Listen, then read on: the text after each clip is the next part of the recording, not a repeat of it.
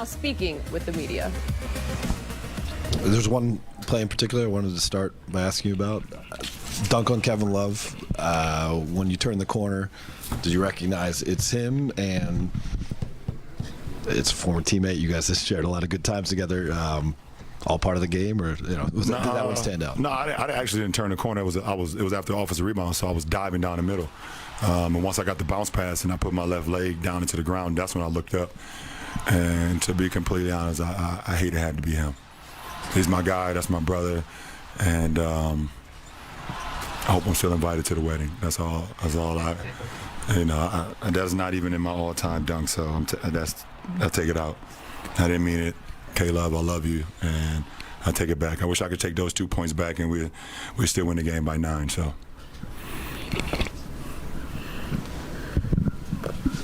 LeBron, this is 3 games in a row now for this team, and really good offensive rhythm. How comfortable is this group getting right now with this style of play, and how encouraged are you after a year where momentum and 3 straight performances, like, it hasn't really happened all that often, that it's kind of feels like maybe something's starting?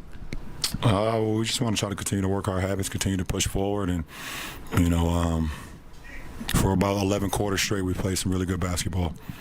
Aside from the fourth quarter last game, but we played some good basketball. We want to continue that trend. Obviously, we want to defend a lot better, but this team was making a lot of shots, making a lot of plays, and they've been scoring a lot of points versus everybody. So, to come into this building where they've played exceptional basketball all year, and for us to, on the last game of a road trip before we head back west, is a big game for us. LeBron, you have only a finite number of games left where you're going to be able to come into this building as a visitor, come home. As you get older, is that on your mind at all when you do have the opportunity to come and play in Ohio and see so many people you've known for so long? Absolutely.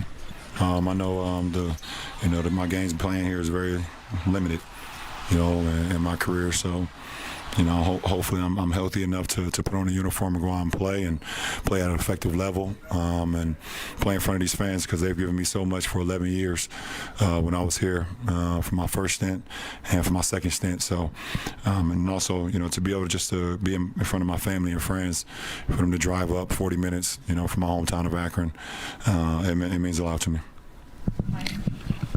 LeBron, Augustine obviously hit a lot of shots off the bench tonight, but is there something that you think could be sustainable as you now get down the stretch to this, now that you do have somewhat of a similar playing style, it seems like, from game to game, from night to night, to try and build that consistency that's been so elusive?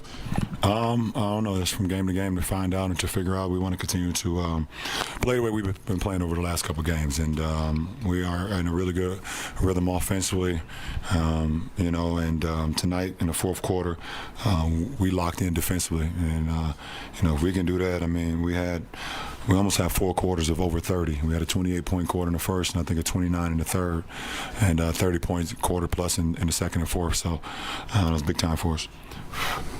LeBron, sort of related to Bill's question, I think you guys lost this Cleveland game in the pandemic year, didn't have the fans last year. I know you had All-Star here, but what did that absence feel like for you, and what, when you're kind of in the game, makes the audience here different than others? Well, I mean, because they've seen me pretty much my whole life play basketball. Or either seen me or heard about it, okay, who's this kid that, 40 minutes south of here that's playing ball at the age of 9, 10, 11, 12. Who's this LeBron kid? And, they either drove down to see me or saw me when I came up to Cleveland and played the AAU tournaments, or and when I got to high school and see me playing high school games in the Cleveland area. They've seen me, or heard about me for quite a while now, for almost 30 years since I picked up a basketball recreational.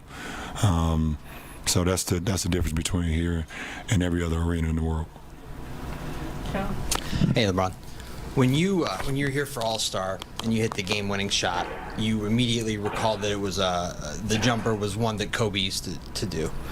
Tonight, you did 4 shots where you ran away from the rim, fading away, made 3 of them.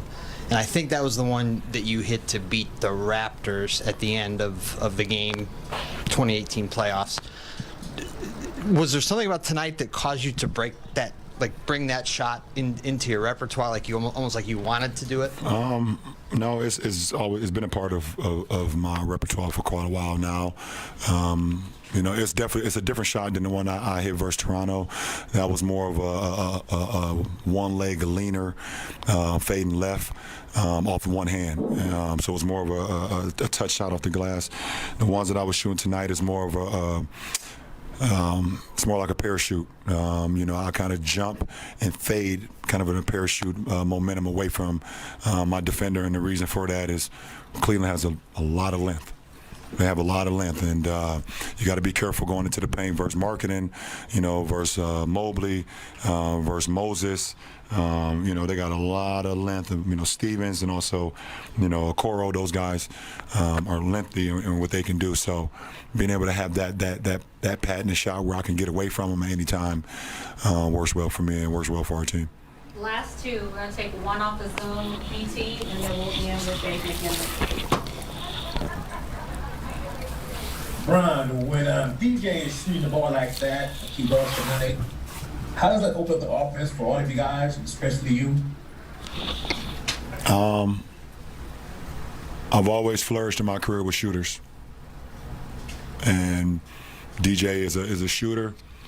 He's a big time maker, and every time I see him have any split second of open, I'm gonna try to find him, especially if I have the ball in my hand. And tonight he was big time throughout the whole game, going perfect, 7 for 7, 6 for 6 from the 3-point line.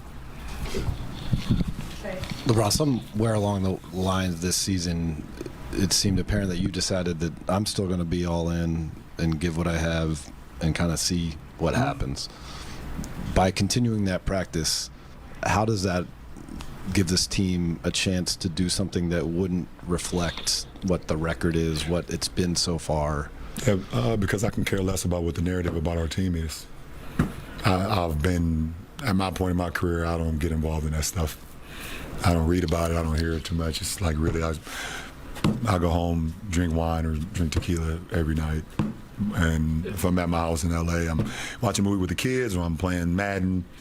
None of that stuff matters to me. I'm having a blast playing a game of basketball, and like I told the other night, I said, yes, I get frustrated and, angry from losses and things we could have done better and things of that nature, but shit, once I leave the arena and I get home, I'll leave it there. I'll leave it there and let's move on to the next day. How can we get better? So I'm literally having the time of my life right now. The game is such a beautiful thing, and as long as I'm healthy enough to put on a uniform, I'm going to play with a lot of passion, a lot of energy, give my teammates what they deserve, what they need. And hopefully, like I said, through the rest of the season, I could just stay somewhat injury-free. Obviously, I'm dealing with a few injuries right now, but I'm working through it, and we're working through it. And that's all that matters.